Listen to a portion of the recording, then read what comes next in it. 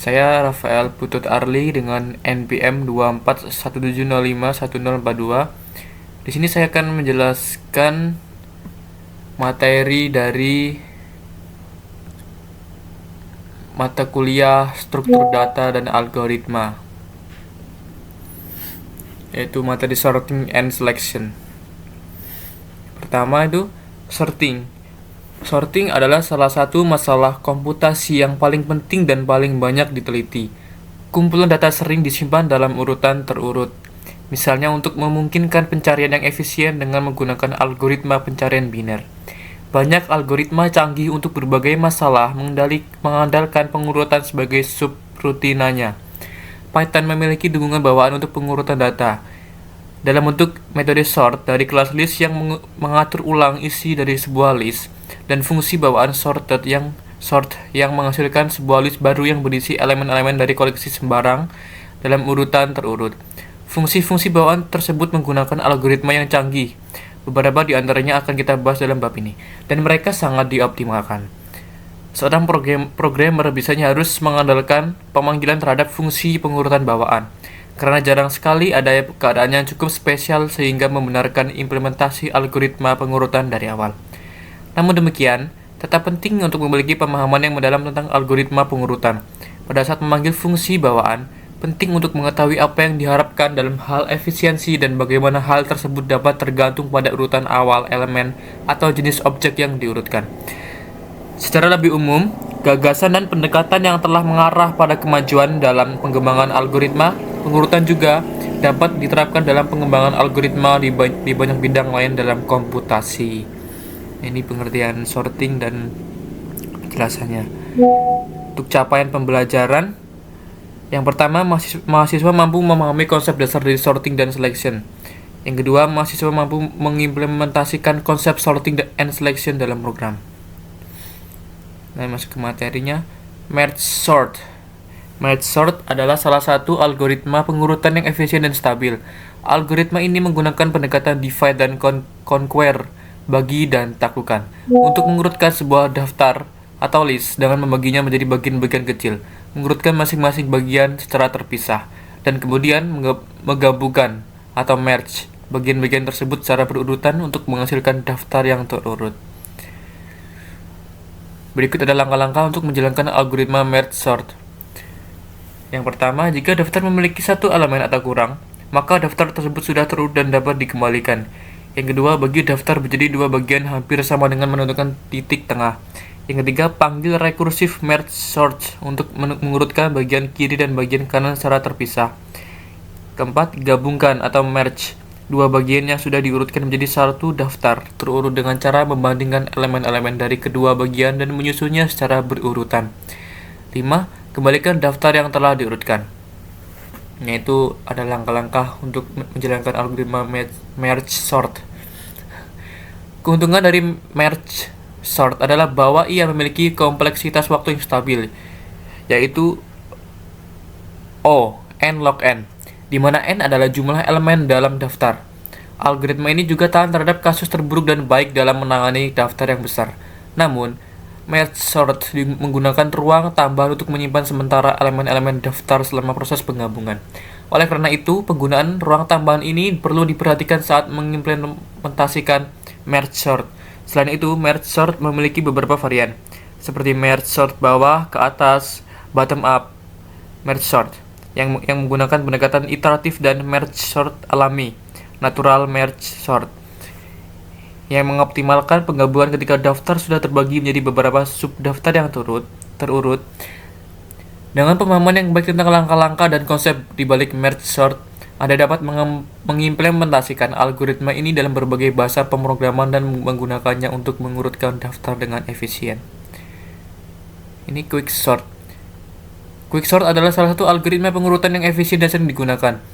Algoritma ini menggunakan divide dan conquer atau bagi dan taklukkan untuk mengurutkan sebuah daftar atau list dengan memilih elemen pivot, membagi daftar menjadi dua bagian berdasarkan pivot, mengurutkan kedua bagian secara terpisah, dan kemudian menggabungkan bagian-bagian tersebut untuk menghasilkan daftar yang terurut. Berikut adalah langkah-langkah untuk menjalankan algoritma quicksort. Saat pertama, pilih elemen pivot dan daftar. Pivot dapat dipilih secara acak, tetapkan sebagai elemen terakhir daftar, atau menggunakan pendekatan lainnya. 2. Bagi daftar menjadi dua bagian, di mana elemen-elemen yang lebih kecil dari pivot ditempatkan di sebelah kiri pivot, dan elemen-elemen yang lebih besar ditempatkan di sebelah kanan pivot. Ketiga, rekursif. Panggil quicksort untuk mengurutkan bagian kiri dan bagian kanan secara terpisah. Yang keempat, gabungkan atau merge. Bagian kiri yang sudah diurutkan, elemen pivot, dan bagian kanan yang sudah diurutkan untuk menghasilkan daftar yang terurut. Selanjutnya, keuntungan dari quicksort adalah kompleksitas waktu yang baik dalam kasus rata-rata, yaitu O atau n log n, di mana n adalah jumlah elemen dalam daftar. Algoritma ini juga dapat berjalan dengan cepat dan efisien dalam praktik, terutama untuk daftar yang besar. Namun, quicksort memiliki kasus terburuk yang jarang terjadi, di mana kompleksitas waktu bisa mencapai O atau n pangkat 2. Jika pivot yang dipilih tidak seimbang dan daftar tidak terbagi secara merata. Untuk mengatasi hal ini, beberapa varian quicksort telah dikembangkan, seperti quicksort dengan pivot acak atau dengan strategi pemilihan pivot yang lebih cerdas. Pemahaman yang baik tentang langkah-langkah dan konsep di balik quicksort memungkinkan Anda untuk mengimplementasikan algoritma ini dalam berbagai bahasa pemrograman dan menggunakannya untuk mengurutkan daftar secara efisien. Selanjutnya ada selection. Selection sort atau pengurutan pilihan adalah salah satu algoritma pengurutan yang sederhana tetapi tidak efisien. Algoritma ini bekerja dengan membagi daftar menjadi dua bagian, bagian yang terurut dan bagian yang belum terurut. Pada setiap langkah, algoritma akan mencari elemen terkecil dari bagian yang belum terurut dan menukar posisinya dengan elemen pertama dari bagian terurut. Langkah-langkah ini diulang sampai seluruh daftar menjadi terurut. Ini adalah langkah-langkah untuk menjalankan algoritma selection sort. Pertama, tentukan daftar yang akan diurutkan. 2. Bagi daftar menjadi dua bagian. Bagian terurut, yang awalnya kosong, dan bagian yang belum terurut, yang berisi seluruh daftar. 3. Di setiap langkah, cari elemen terkecil dari bagian belum terurut dan tukar posisinya dengan elemen pertama dari bagian terurut. Yang keempat, pindahkan batas antara bagian terurut dan bagian yang belum terurut satu langkah ke depan. Kelima, ulangi langkah-langkah 3-4 sampai seluruh daftar menjadi terurut. Keuntungan dari selection sort adalah kesederhanaan dan kejelasan algoritmanya.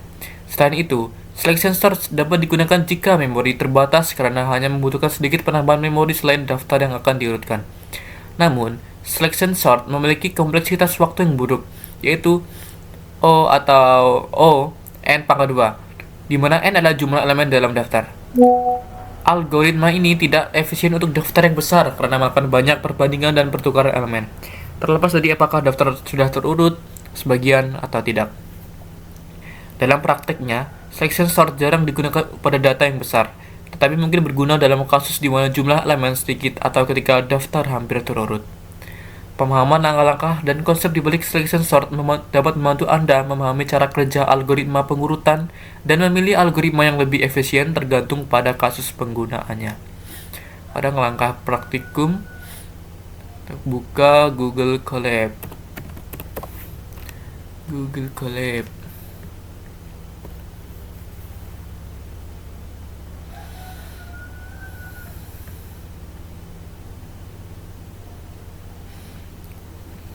Pertama, ini merge sort. Buat dulu fungsi merge apa tadi? Merge sort.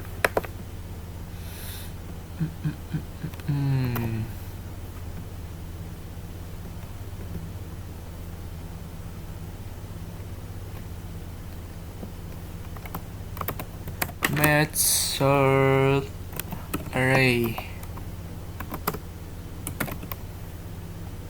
for in range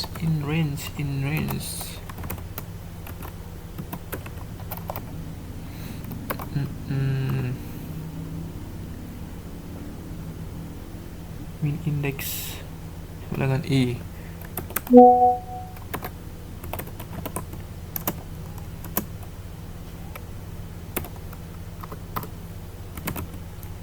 For j in range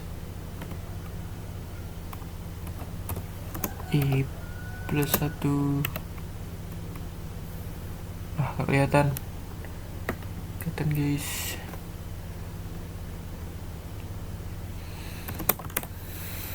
Hmm,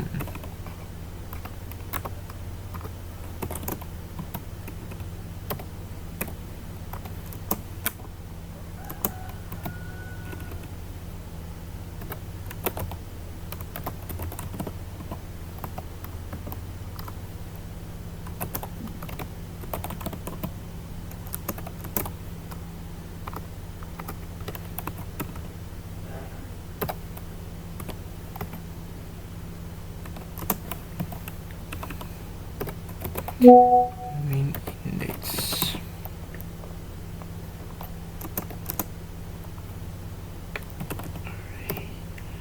Main index.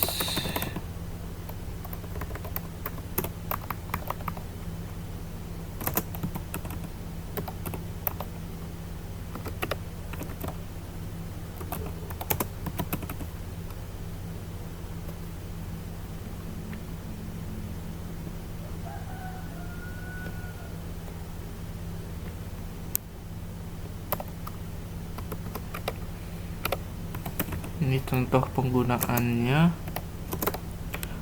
Sini ada array 8 3 1 5 2 7 4 6.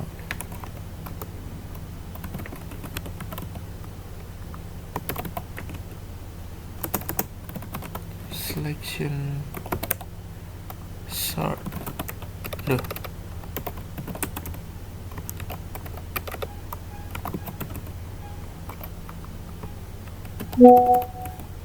Clean sort array.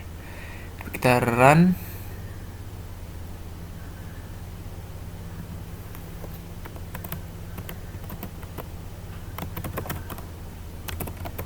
Aduh, error.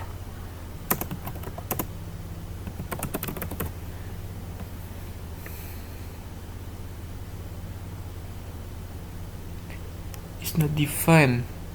Astaga, ini misalnya sensor.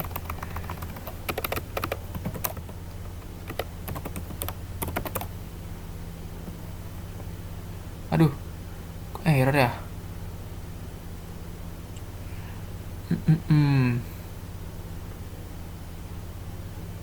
Not range. Alright, J.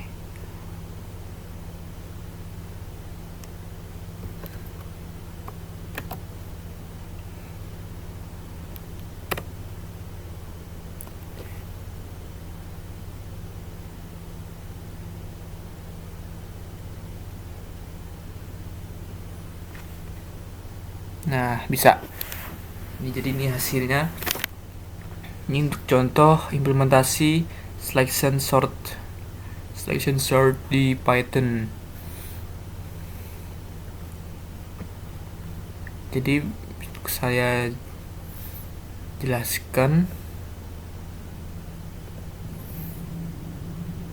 Oke, baik, sepertinya itu saja